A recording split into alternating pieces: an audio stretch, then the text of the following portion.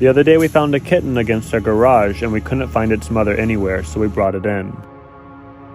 We offered him some water and realized that he was using his paw to determine the depth because he couldn't see.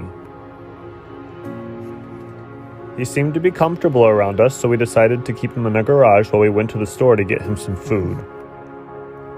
He didn't seem too sure about it in the beginning, but after a couple of bites, he was a fan.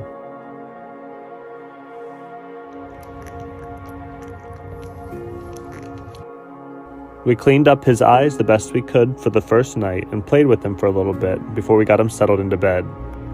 The next morning we went to the vet to get his eyes looked at to see if we can do something to help. They cleaned them so well and then told us that there was an infection that we needed to see if we can't fix to restore his vision. We brought him home with some medications and an appointment for an ophthalmologist for the next day, so we brought him home to get some rest.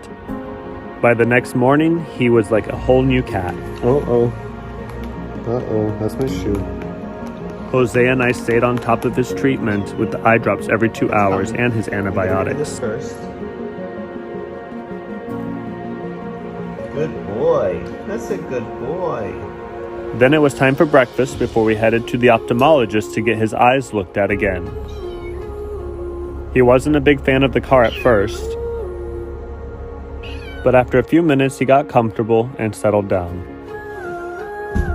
After picking up a couple new medications, we went back home to settle in for a couple weeks to see if these will help.